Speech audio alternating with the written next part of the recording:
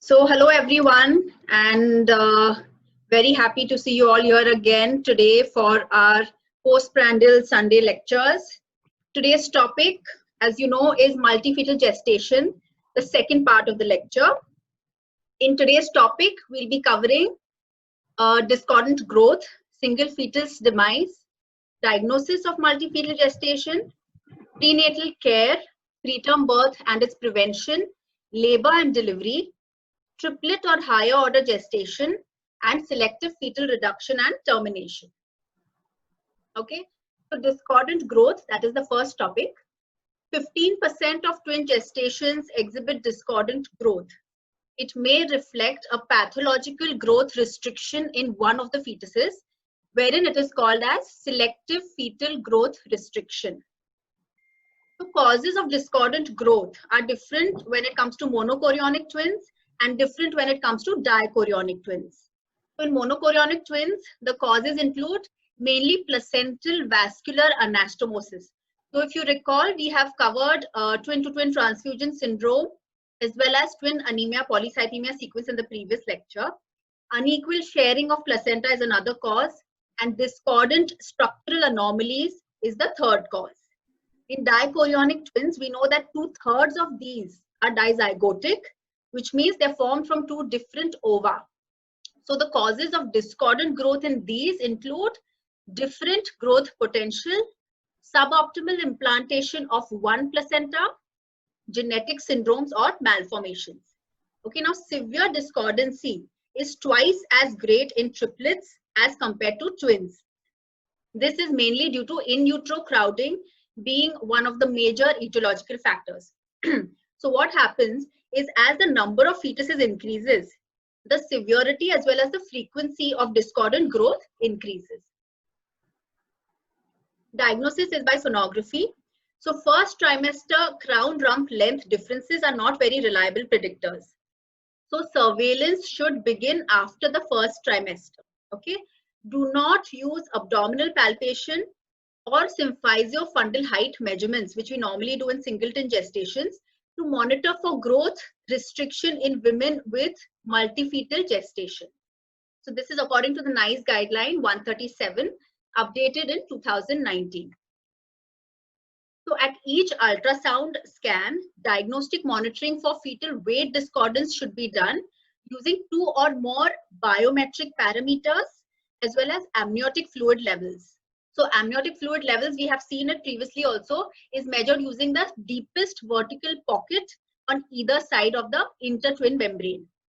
So when should this surveillance for fetal growth discordance start? In monochorionic pregnancy, it should be started at 16 weeks of gestation and then continued every 14 days or 2 weekly. In dichorionic pregnancy, the surveillance begins at 24 weeks and then every 28 days, that is 4 weekly. In triplet gestation, if it is trichorionic, then 24 weeks you start the surveillance and continue every 14 days. In monochorionic or dichorionic triplet gestation, slightly more increased frequency of surveillance, so started at 16 weeks and then continue every 14 days. So what do you see in these surveillance scans? Calculate and document estimated fetal weight discordance for twins using the following formula. That is, estimated fetal weight of the larger fetus minus the smaller fetus divided by the larger fetus. So this is expressed as a percentage. Okay. Calculate and document the estimated fetal weight discordance for triplets using this formula. EFW of the largest fetus minus the smallest fetus divided by the largest fetus, and also estimated fetal weight of the largest fetus minus the middle fetus divided by the largest fetus. So each of these is expressed as a percentage. So when the percentage is more than or equal to 20, so this implies a significant discordance in growth of the fetuses. So what is to be done in such a situation?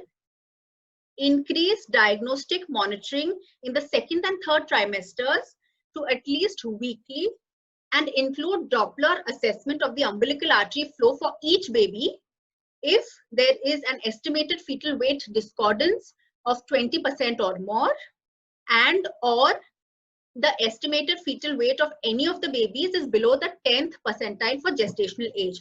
Again, these are nice guidelines suggested by the Royal College of Obstetrics and Gynecology, number 137. Okay, these were recently updated in 2019. Alternatively, abdominal circumference measurements can also be used. So if you use abdominal circumference, the difference in the AC diameter should be more than or equal to 20 millimeters. Okay, then it is said to be significant. Weight discordancy of more than 25% increases the adverse perinatal outcomes. Also, early discordancy indicates a higher risk of fetal demise in the smaller twin. So if this fetal weight discordancy is diagnosed at less than 20 weeks, almost 20% of the growth restricted fetuses undergo a fetal demise. Okay, so the earlier it is diagnosed, worse is the prognosis. Management depends on the degree of discordancy, the gestational age, of course, and chorionicity. Again, very important. Okay, fetal surveillance and its frequency depends on the severity of the growth restriction. So this is done by non-stress test, biophysical profiles, and Doppler studies. Okay, we'll be seeing this a little more in detail when it comes to managing each type of discordancy. Management modalities include either expectant management or laser coagulation. For example, if the discordancy is due to twin-to-twin transfusion syndrome, laser photocoagulation is one of the options. Cord occlusion, especially in cases of severe discordancy diagnosed before 20 weeks of gestation. In monochorionic twin gestations, cord occlusion of the smaller twin or a selective feticide of less than 20 weeks will prevent neurological damage in the surviving co-twin. Okay, and expedition of delivery, we'll also see that when it comes to both the fetuses being viable, you need to expedite a delivery if the Doppler parameters show, for example, a reversal in the ductus venosus flow.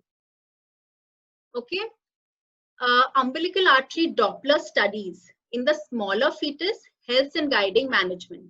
So whenever on an ultrasound during your surveillance, you find that the fetal weight discordancy is more than or equal to 20%, you will increase your frequency of monitoring to once a week and add Doppler studies. So on these Doppler studies, we will classify them as type 1, type 2, type 3. Type 1 is where there is a positive end diastolic flow. So if you can see this first diagram or the first picture over here, the waveform shows the peak depicts systole and the trough depicts diastole. Okay, so at the end of diastole, you can see there is still a positive end diastolic flow. Type 2, there is a persistently absent end diastolic flow. So if you can see the diastolic part of the waveform, there is an absent blood flow. So there is an absent end diastolic flow. So this is type 2. Type 3 is the worst, that is intermittently absent or reversed end diastolic flow. Okay, so here you can see there is an inverted peak at the time of diastole, which shows that there is a reversal of end diastolic flow. And as we know, there is a poor prognosis in type 2 and type 3, which is marked by intrauterine fetal demise, as well as neurological damage in the growth restricted fetus, as well as in the surviving co-twin in case of fetal demise. So management, antenatal corticosteroids should be administered in cases of absent or reversed end diastolic flow at less than 34 weeks of gestation in patients with IUGR. So first scenario, when there is a severe discordance with extreme prematurity, that is, in the periviable period, around 25-26 weeks of gestation. So how is the management in case of dichorionic twins? Delivery is delayed till viability is achieved in order to give maximum benefit to the healthy twin. Okay, in monochorionic twins, on the other hand, there are higher chances of placental vascular anastomosis. So in cases of extreme prematurity, if there is a fetal demise of the severely growth restricted fetus, it can lead to neurological consequences in the surviving co-twin. Hence, management in these patients include radiofrequency ablation of the umbilical cord of the growth restricted twin or fetoscopic placental laser coagulation in order to prevent damage to the healthy twin. Second scenario is after period of viability. Now here delivery should be undertaken so as to optimize the outcome in both the fetuses, depending on the Doppler studies, the NST, and biophysical profile. So RCOG, that is the Royal College of Obstetrics and Gynecology, Green Top Guideline number 51 suggests the following management strategies. In type 1, planned delivery should be considered by 34 to 36 weeks of gestation if there is a satisfactory fetal growth and normal umbilical Doppler waveforms. In type 2 and 3, that is the absent or the reversed end-diastolic flow, delivery should be planned by 32 weeks of gestation unless, of course, fetal growth velocity is significantly abnormal or there is a worsening of the fetal Doppler assessment. In these situations, then you'll have to expedite the delivery faster.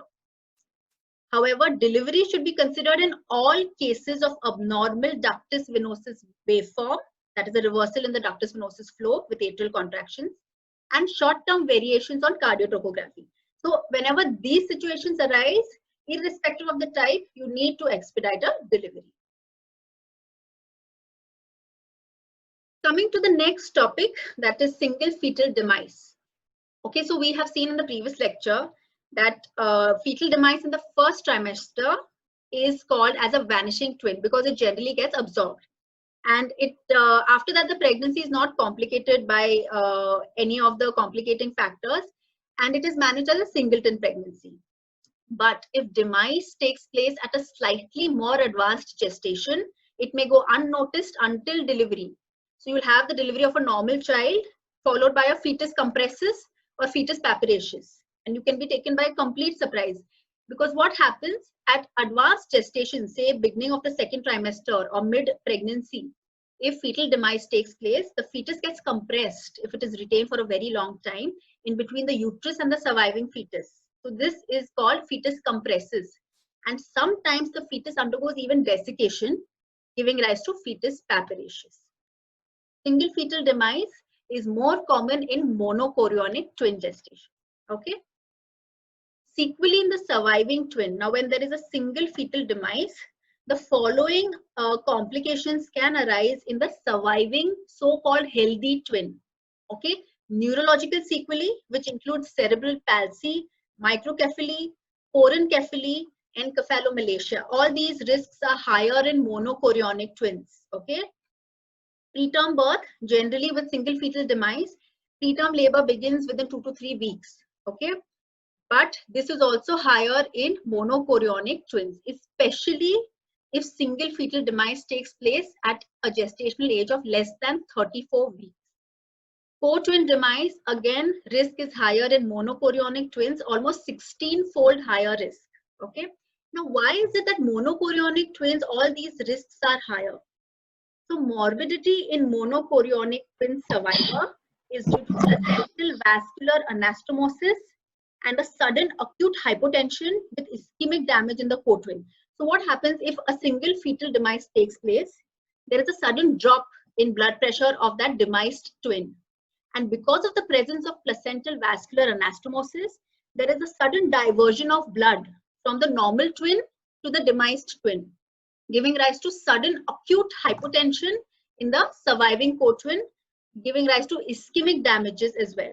Okay, so this cannot be prevented. The hypotension, the acute hypotension which takes place at the very time of demise cannot be prevented, and the damage is generally always done at this time. This is a paper which was published in the British Journal of Obstetrics and Gynecology, which studies the prognosis for the co-twin following single twin death. It is a systematic review of databases and specialist journals from 1990 to 2005. And what was their analysis? The risk of neurological sequelae in the surviving co-twin in case of monochorionic twins was 18 to 20%. They have, some studies have even noted this to be as high as 30%, whereas in dichorionic twins, it was only 1%. Preterm delivery in monochorionic twins was around 68%, dichorionic twins 57%. Remember, preterm deliveries, if single fetal demise takes place less than 34 weeks of gestation, the incidence is higher in monochorionic twins. But after 34 weeks, the incidence of preterm labor is almost the same in monochorionic and dichorionic twins. For twin demise also, the incidence was higher in monochorionic twins, that is 12%, and dichorionic twins, it was only 4%. Also, greatest risk to the surviving twin is when demise takes place between 28 and 34 weeks of gestation. Okay. Now, management of single fetal demise depends on gestational age. It depends on the cause of death. Okay, so if it is due to twin-to-twin transfusion syndrome, the management will be different. If it is due to, say, severe preeclampsia in the mother, the management is going to be different. Okay, as well as it depends on the risk to the surviving fetus. So whether it is a monochorionic gestation or dichorionic gestation. But in all cases, antenatal corticosteroids to be considered for lung maturation of surviving twin, as high risk of preterm delivery is there after single fetal demise. If preterm labor does not set in, then a conservative management is to be considered. Okay, there is no point in delivering only for the indication of single fetal demise. Okay, so how long can you conserve these patients? ACOG 2016 guidelines endorses an individualized approach for these patients. So in dichorionic twins, they can be prolonged till term with fetal and maternal monitoring. Okay, anytime you feel that there is any fetal or maternal compromise, delivery should be expedited. Monochorionic twins should be delivered between 34 and 37 weeks of gestation because they are more difficult to conserve. Again, with fetal and maternal monitoring. Maternal coagulopathy is the most feared complication following twin demise. Fortunately, this appears to be very uncommon. Number of papers have shown that in single fetal demise, there is not a very high risk of maternal coagulopathy. Okay. However, coagulopathy has been reported to occur in about 3 to 5 weeks following fetal demise. Therefore, when fetal demise occurs in multiple gestation after the first trimester, an initial maternal clotting profile with reassessment in 2 to 3 weeks is not unreasonable. Okay, so you can do it. Monitoring of maternal coagulation factors is not necessary when fetal loss occurs prior to 13 weeks of gestation. So first trimester losses, you don't need to monitor the mother for coagulation factors. Coming to diagnosis in multifetal gestation. So diagnosis is based on clinical examination as well as sonography. Clinical examination, the fundal height is more than the period of gestation. Okay, so one of the differentials is multifetal gestation. 3 fetal poles are palpable and multiple fetal parts are generally felt, and this is towards later in the gestation. Okay, more than 1 fetal heart sound with difference of at least 10 beats per minute and a distance of at least 10 centimeters when auscultated by 2 persons simultaneously again points towards the diagnosis of multifetal gestation. Sonography, however, is way more accurate and it tells you a number of features like the fetal number, the gestational age, chorionicity, amnionicity, viability of the twins, as well as it helps in labeling of the fetuses. We have discussed all this in a lot in detail in the previous lecture. Antenatal or prenatal care. Now, what are the RCOG recommendations for dichorionic twins? Okay, a lead clinician or an obstetrician should be managing the patient with a multidisciplinary team approach, which involves a pediatrician or a neonatologist, maybe a fetal medicine specialist or an expert in cases of complicated monochorionic twins. Ultrasound at 10 to 13 weeks, that is the first trimester ultrasound, which is for viability, chorionicity, and nuchal translucency, especially for aneuploidy screening. Structural anomaly scan routinely to be done at 20 to 22 weeks of gestation. Serial growth scans, as we have discussed, for weight discordancy should begin at 24 weeks in dichorionic twins and then 4 weekly thereafter. Blood pressure and urine analysis starts at 20 weeks. Okay, so every ANC visit, you will take a blood pressure and urine analysis. So 4 weekly thereafter, and after 28 weeks, 2 weekly. 34 to 38 weeks of gestation, very important to discuss the mode of delivery and intrapartum care. So having this discussion with the patient and relatives increases not only her confidence but also your confidence. Okay, so she is more at ease. Elective delivery at 37 to 38 weeks of gestation should be considered in uncomplicated dichorionic diamniotic twin gestation. Okay, postnatal advice and support, always very important. So this is just a working table for what we have just discussed, the antenatal care in dichorionic twins. So 11 to 14 weeks will be the first trimester scan. 20 to 22 weeks will be the anomaly scan along with amniotic fluid volume, cervical length. 24 weeks onwards, every 4 weekly, you will assess for fetal growth, amniotic fluid volume, and a Doppler if required. Delivery of dichorionic, diamniotic, uncomplicated twin gestation planned between 37 and 38 weeks of gestation. Coming to monochorionic twins, now RCOG recommendations for the same are, again, obstetrician who is well trained with multidisciplinary team approach, ultrasound in the first trimester at 10 to 13 weeks for viability, chorionicity, nuchal translucency, which will imply or which will help in aneuploidy screening, as well as for twin-to-twin transfusion syndrome.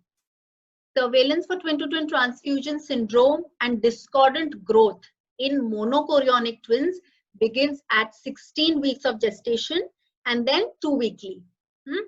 Structural anomaly scan at 20 to 22 weeks. In monochorionic twins, remember, it should include a fetal 2D echo because of higher rates of congenital heart or cardiac anomalies in monozygotic twins because of the twinning process. Serial growth scans every 2 weekly until delivery. Blood pressure, urine analysis, again, because these patients are at a very high risk of pregnancy-induced hypertension.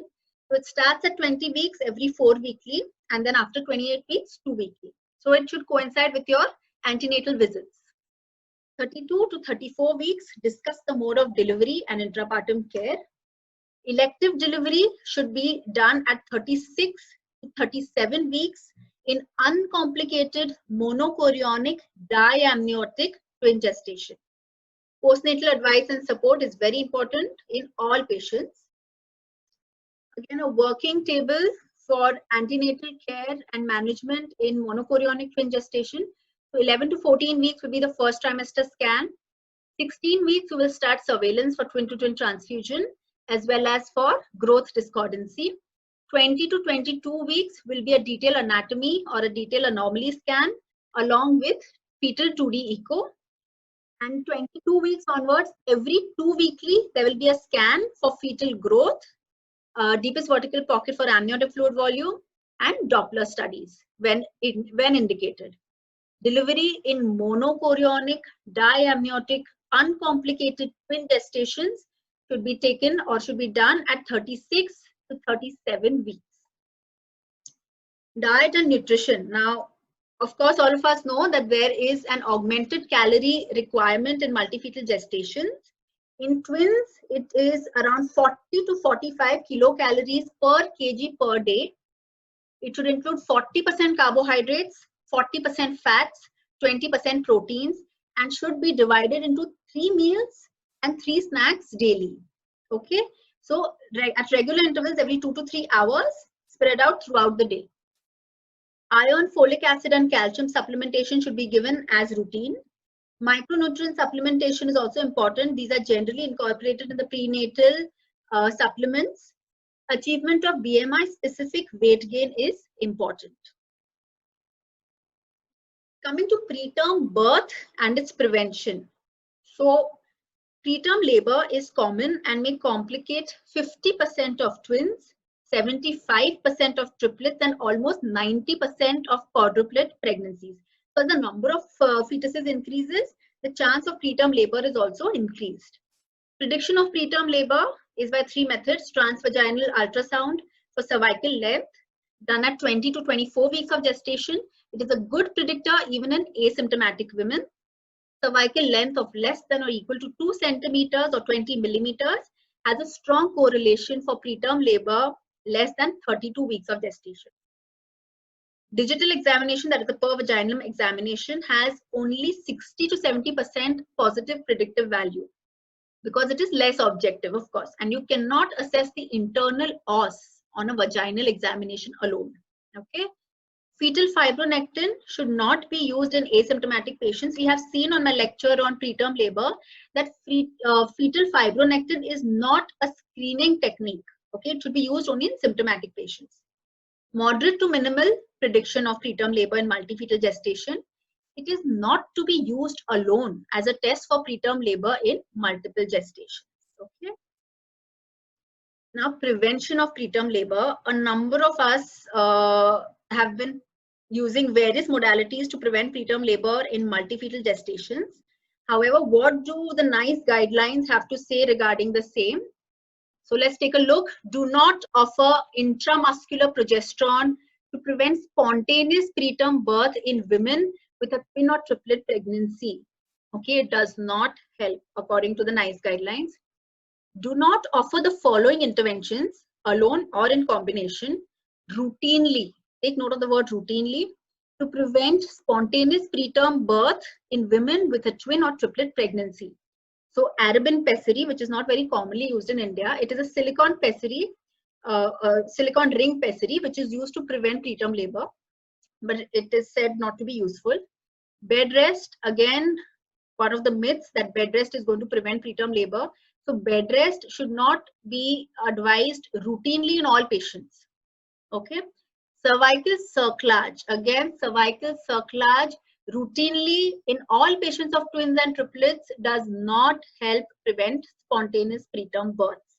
In fact, there have been studies where they have shown that even a previous history of preterm labor or a short cervical length, cervical cerclage has not helped to prevent preterm births in these women either in cases of multifetal gestation. Okay. Oral tocolytics, especially beta mimetic agents, routinely should not be prescribed to multifetal gestations to prevent spontaneous preterm birth. Okay, so these patients, other than this intervention of oral tocolytics not being useful, in fact, it has a higher risk in these women because of the already existing state of hypervolemia, a state of higher circulating blood volume. These women are at a higher risk of pulmonary edema due to beta mimetic agents. Okay, so in case you have to use tocolytics, maybe if the patient is in threatened preterm labor or diagnosed preterm labor, and you need to transfer the patient in utero to a higher tertiary care center, or for steroids to act, preferable option is not to use beta mimetics, use nifedipine, but that too with a lot of caution. Okay, and for a very short period of time. Coming to micronized vaginal progesterone to prevent preterm birth in twin and triplet gestations has provided conflicting data. So I'm going to highlight two studies here with a significant sample size. So the PREDICT trial, 677 twin gestations were studied. Result of 200 mg of vaginal progesterone versus placebo showed progesterone failed to reduce preterm delivery rates less than 34 weeks, even in those with a short cervix or prior history of preterm birth. And Romero et al. In 2017, they performed a meta-analysis of 303 women with twin gestation and a short cervix. And what was their result? It did reduce risk of preterm births at less than 30 weeks and improved perinatal outcome in those treated with vaginal progesterone. So there are a number of studies on micronized vaginal progesterone which have shown such conflicting results, which is why currently there is vaginal progesterone is not advised routinely because of lack of overwhelming evidence. Okay, so for the time being, more evidence is awaited. Labor and delivery. Okay, now another important aspect of labor and delivery is the use of corticosteroids. Okay, targeted use of corticosteroids is recommended similar to singleton pregnancies. Routine use of corticosteroids in all patients of twins or multifetal gestations is not beneficial. So for example, if you have a dichorionic diamniotic twin gestation, uncomplicated pregnancy, ideally you will deliver her at 37-38 weeks. That is at full term. So there is no need of giving routine and corticosteroids at 33-34 weeks of gestation. Okay, so only targeted use of corticosteroids is recommended. Okay, now important, these are again NICE guidelines 137 for timing of delivery of uncomplicated twins. Okay, so offer planned birth at 37 weeks in cases of uncomplicated dichorionic diamniotic gestations. Planned birth should be offered as follows: after a course of antenatal corticosteroids has been considered, at 36 weeks for uncomplicated monochorionic diamniotic pregnancies, between 32 weeks and 33 weeks 6 days for uncomplicated monochorionic monoamniotic twin gestations, and at 35 weeks for uncomplicated trichorionic or dichorionic triamniotic triplet pregnancies. Mode of delivery. Okay, another important topic, mode of delivery in multifetal gestations. Dichorionic diamniotic or monochorionic diamniotic twin gestations, vaginal delivery and cesarean section both are safe provided all of the following are satisfied.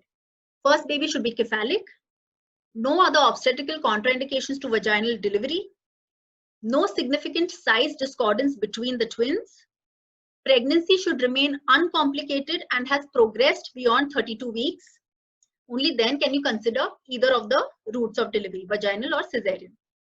Offer cesarean section if the first twin is non-cephalic, always. Okay, less than 26 weeks, then you'll have to do an individual assessment of the patient depending on risk of cesarean section and chance of survival of the twin. So less than 26 weeks, basically the chance of survival depends on your neonatologist, the ICU, NICU facilities. So this decision should be made in consultation with the patient's wishes as well. Now, monochorionic monoamniotic twin gestation is always for a cesarean section. Okay, cesarean section done between 32 and 33 weeks 6 days in uncomplicated cases, or after any complication is diagnosed requiring earlier delivery, or cesarean section is done if she is in established preterm labor and gestational age suggests that there is a reasonable chance of survival of the babies. Okay, so you will undergo, you will do a cesarean section in all these three cases, unless of course in established preterm labor, if the first twin is close to vaginal birth, then you should involve a senior obstetrician for monitoring that vaginal birth. In triplet pregnancies, cesarean section always at 35 weeks of gestation in uncomplicated cases and earlier if any complication arises. So what are the complications? Intrapartum and postpartum. Preterm labor we all have seen at length. Abnormal fetal presentation and position. Okay, especially after delivery of the first child, there are chances of change in the presentation or position of the second child. So you need to reassess after delivery of the first child. Placental abruption and cord prolapse, very common, especially in malpresentation if there is a rupture of membrane. Okay, placenta previa, again high incidence in multifetal gestation. Uterine contractile dysfunction, mainly due to uterine distension. Emergency cesarean section may be required in cases of fetal distress, abruption, cord prolapse, or for delivery of the second twin. And postpartum hemorrhage, again due to uterine atony, very common in multifetal gestation. So what are the preparations you need to make for delivering these patients? Trained obstetrical attendant should be present throughout labor and delivery. Continuous intrapartum electronic fetal monitoring is important. IV access and infusion of IV fluids to maintain hydration of the patient, as well as to maintain the patency of the IV line. Okay, so with Ringer's lactate or Actis dextrose, 60 to 125 ml per hour is the rate of infusion. Blood and blood products should be readily available because, as I just said, high chances of postpartum hemorrhage in these patients. Inform the pediatrician and neonatologist in advance and inform the entire case. Okay, inform anesthetist and OT staff in case emergency cesarean section or intrauterine manipulation is required for vaginal deliveries. All the preparations for emergency cesarean section should be in place. Sonography machine easily available to confirm presentation and position of fetuses, especially after delivery of the first baby. Because as I said, there's a high chance of the second baby changing its presentation or position after delivery of the first. So you need to confirm what this is before planning your management. Now, route of delivery based on the presentations. Okay, so these have been organized in chronological order with respect to increasing frequency. Cephalic to cephalic presentation. The first baby cephalic, second baby also cephalic is seen in 45% of twins. Cephalic and second non-cephalic is 35% of twins. Non-cephalic and non-cephalic is seen in 20% of the twin gestations. Other combinations are exceedingly rare. So we are going to discuss these main three presentations. General considerations now. Continuous CTG monitoring with dual monitoring capability is important. Make sure that the same fetus is not being monitored twice. Okay, so it would be a blunder if you end up doing that. After first twin delivery, the cord should be divided between 2 clamps, and for the second twin, 3 clamps should be used, leaving a double clamp on the side of the placenta. This is to identify which placenta belongs to which baby. So this allows identification of twin placentae for acid-base status and other tests which are going to be done on the cord blood. The first combination, cephalic. So first baby cephalic, second baby cephalic. This is the most stable combination.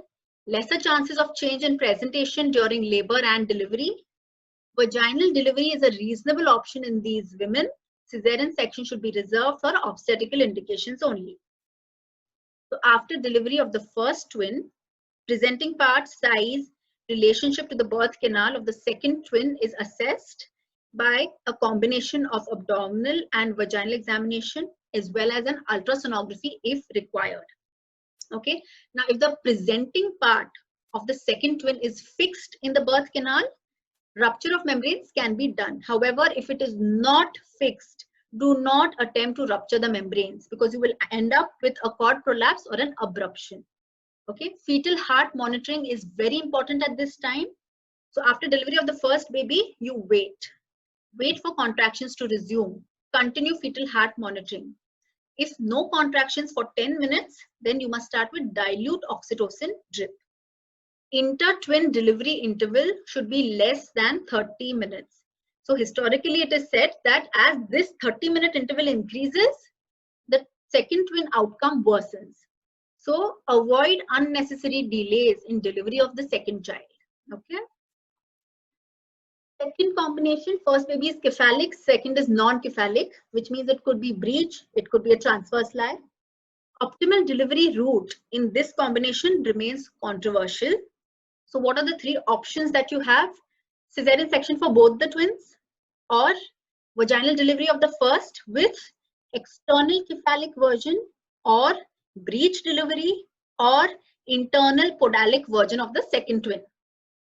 And third option, which is the least desirable option because it is associated with a lot of perinatal morbidity in the second twin, is vaginal delivery of the first and cesarean section of the second due to intrapartum complications like a failed version or fetal distress or abruption or cord prolapse. Okay. Breech extraction is safe in the second twin if the estimated fetal weight is more than 1500 grams. So it is associated with lesser morbidity of the aftercoming head.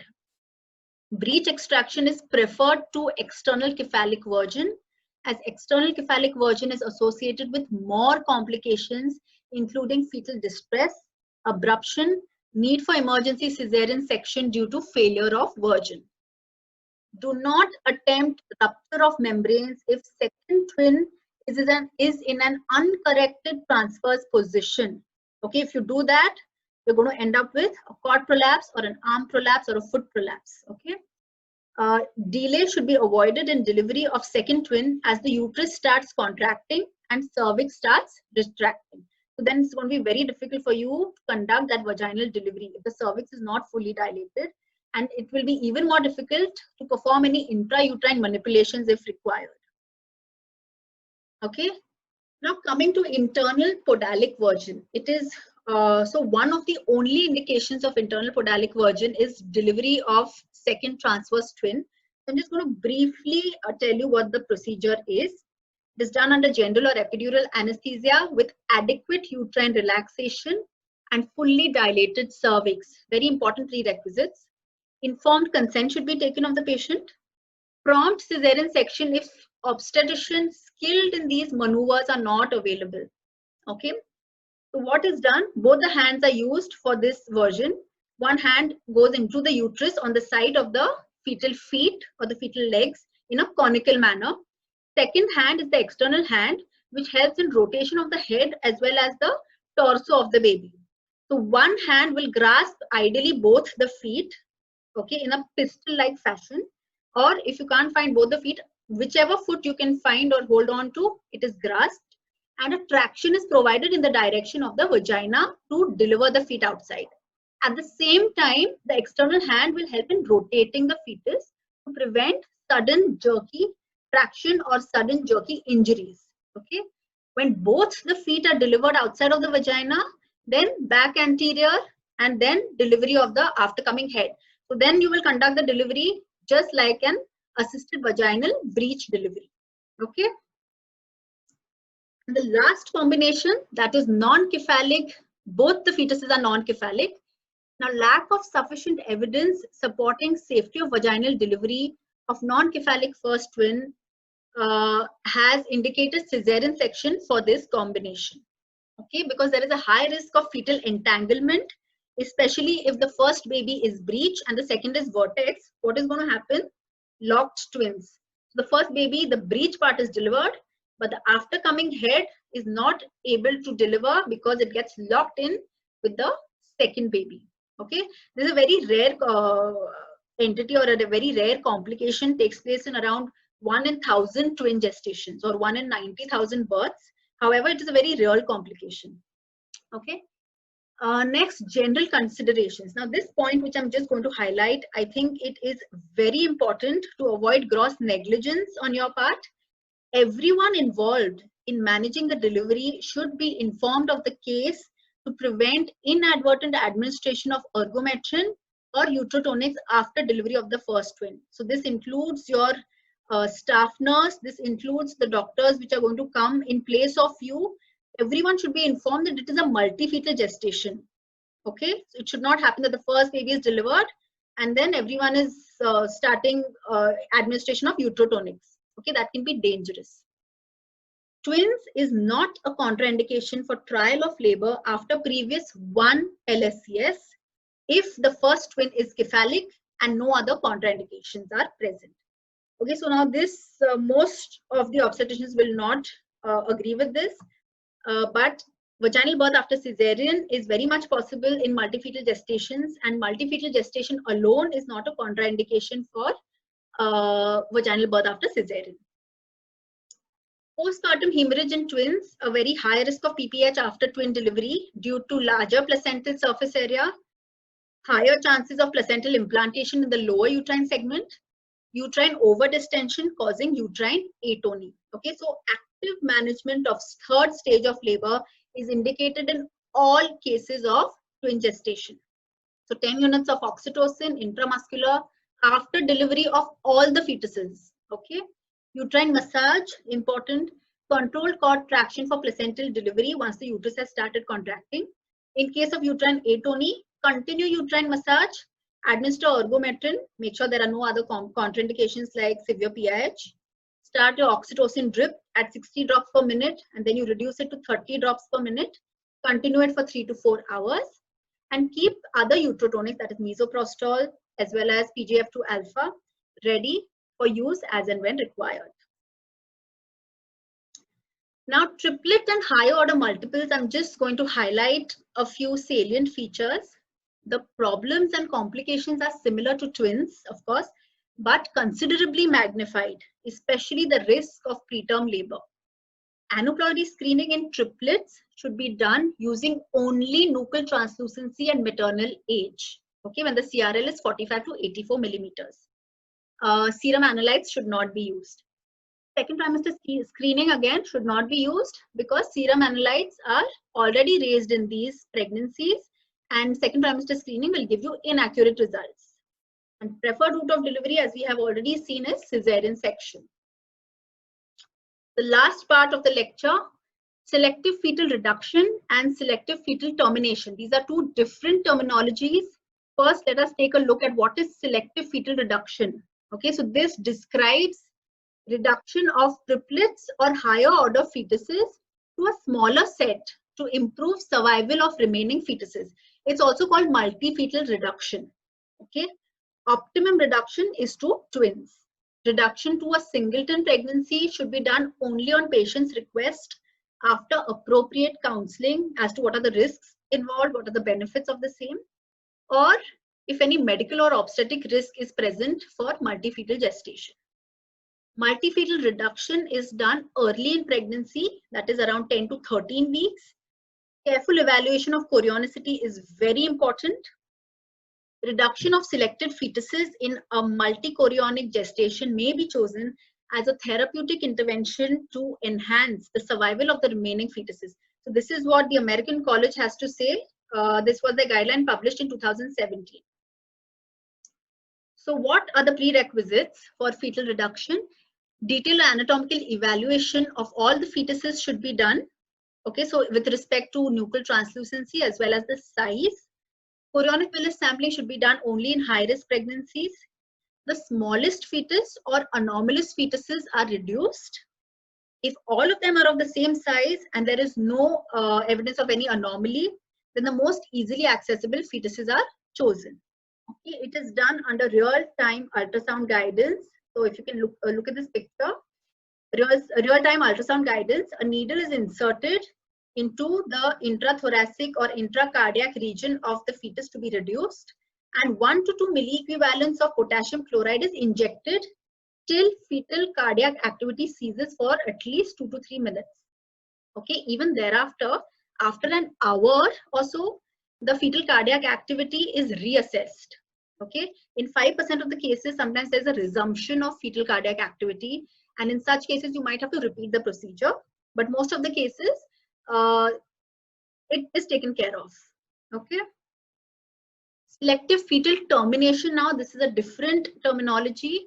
It is a procedure in which an anomalous fetus in a multi-fetal pregnancy is terminated to improve the prognosis of other fetuses.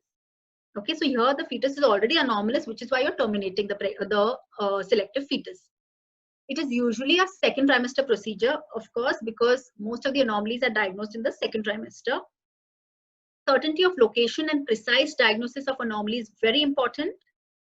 The choice. Okay, so now if a particular fetus in multi-fetal pregnancy is diagnosed with an anomaly, patient has 3 choices: abortion of all the fetuses, selective termination of the anomalous fetus, and continuation of pregnancy. Now this choice depends on the patient, yes, but that informed decision the patient can arrive only after you have counseled her as to what are the risks and benefits associated with each procedure. Okay, so for example, selective termination of an anomalous fetus may result in miscarriage of the other normal fetuses also. Continuation of pregnancy may result in higher risk of, for example, pregnancy-induced hypertension, preterm deliveries, or prematurity.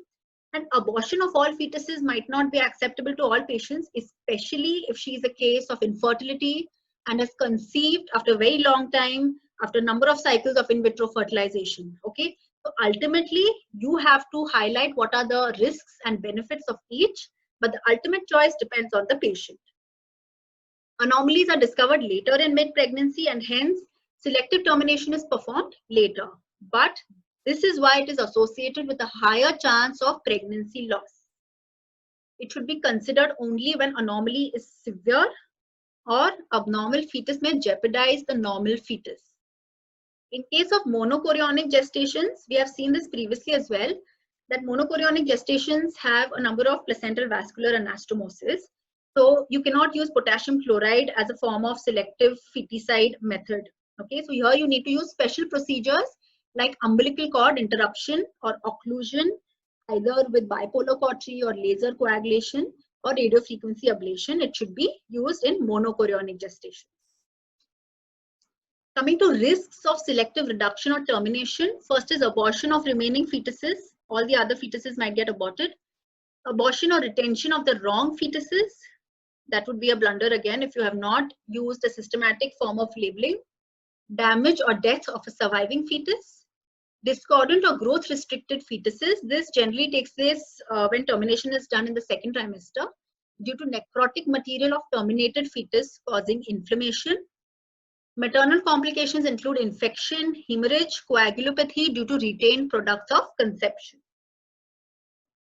Okay, so just to finish this entire topic as a whole, I'm going to highlight a few points on breastfeeding in twins. Okay, now this is a very highly underrated topic, but all of us must have a working knowledge as to what to counsel our patients with twin gestation and how to help them with breastfeeding. So these are a few positions for breastfeeding in twins. This is also a very favorite question in the vivas, precisely because most of us have very little knowledge of this. Okay, so the first position, double football position, in which each baby is held under the arm, okay, and the body is held under the arm and the head is supported by the hand. So this is one of the most comfortable positions for breastfeeding. Next is the crisscross or double cradle position, in which each baby is held individually or cradled individually like a singleton pregnancy. So this is when the mother becomes more experienced with breastfeeding, as well as there is better head control in the fetuses. This position is preferred. Parallel position, both the babies are parallel to each other as well as to the body of the mother. Okay, and in this position, the mother can be in a reclining position. Okay, again, this requires a little bit of practice. So once the mother is a little experienced, this position can be offered. And combination of football and cradle position, in which one child is held in the football position and the other is cradled. Okay. Also important, it's important to tell your patients that the babies need to be alternated between the breasts. Okay, this is because each breast has a different capability for milk secretion as well as milk production. Okay, that is another important point. So that brings us to the end. Just a few take-home messages. Multifetal gestations require good antenatal care. Sonography plays an important role in diagnosing complications like discordant growth, selective fetal growth restriction, and planning management. Timing of delivery depends on the chorionicity, amnionicity, and associated complications. Route of delivery depends on chorionicity, amnionicity, presentation, as well as complications. Selective fetal termination and reduction should be done by trained personnel after adequate patient counseling. And antenatal and postnatal support from healthcare personnel and family members is very important. Okay, so that brings us to the end of the entire topic of multifetal gestation. Thank you very much, everyone.